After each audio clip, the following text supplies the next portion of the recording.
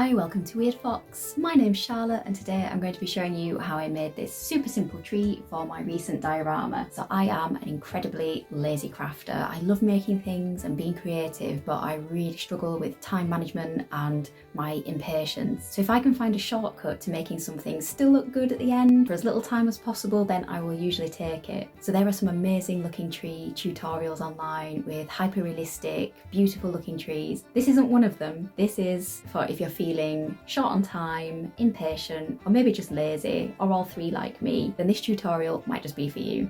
So to get started, you'll need some thick gauge armature wire, some thinner gauge armature wire, some tin foil, some Mod Podge or PVA glue will be fine, some optional primer if you've got it, acrylic paints for the trees, so I used a burnt umber brown, black, a lighter shade of brown, and a white shade. For the foliage, I use some of this stringy artificial moss, and then for a bit of colour variation I have this darker shade of real dried moss that I have this huge sack of that I'll never work my way through. This thicker armature wire that I have is nice and malleable, so it can be bent around the diorama and moulded into shape, and it gives you a good idea for the length that you want, so then you can trim it to size.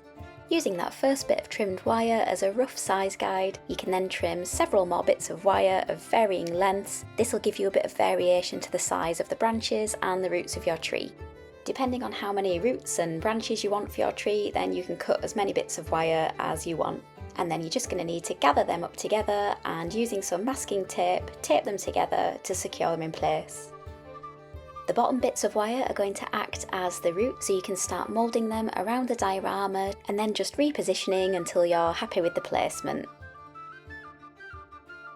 The upper bits of wire are going to act as the branches, so you can start bending those into shape until you're happy with the position of those as well. You can then start wrapping and squishing tinfoil all around the tree skeleton.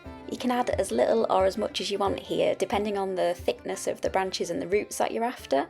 And tinfoil's really forgiving as well, so you can really squish it into lots of different positions and until you're happy with the end result.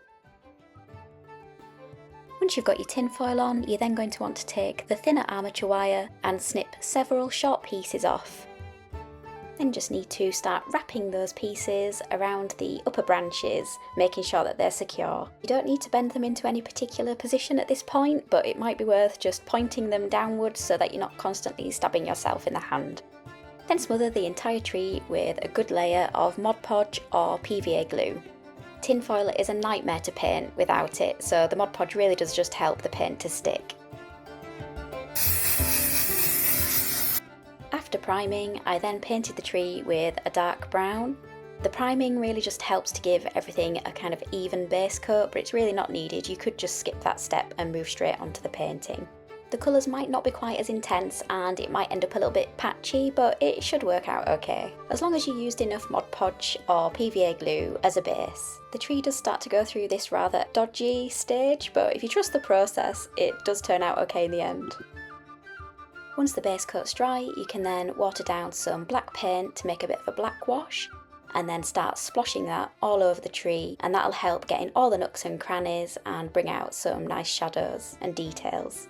Once that's dry, you can then start dry brushing on some lighter brown shades. So I used this Citadel Morphang Brown paint, and you can see it just starts to really bring out some highlights. I did go a bit heavy-handed on this because I really wanted to bring back some lighter tones. I then also went over with Wraithbone White to really bring out some more highlights. I think I might have gone a little bit too far with that one, but I'm not too unhappy with the end result.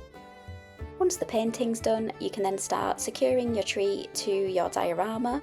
The good thing about the wire and tin foil is you can kind of manipulate and move things around until you're happy.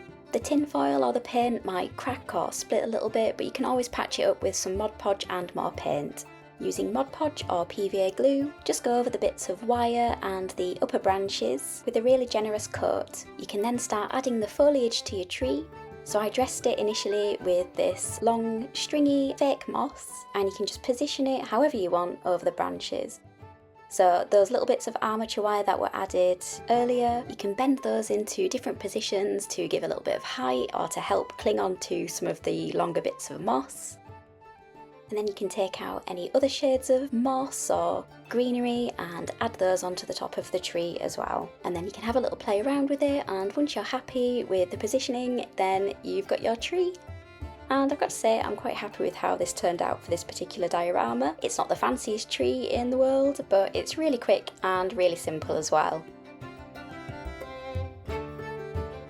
If you want to see how the rest of this diorama was made, then I'll leave a link to that video at the end of this one. And if you've got this far, thank you so much for watching. If you could please consider a like, or a subscribe, or a comment with even easier tree making methods, that would be amazing. Thank you so much for watching, and hopefully see you next time.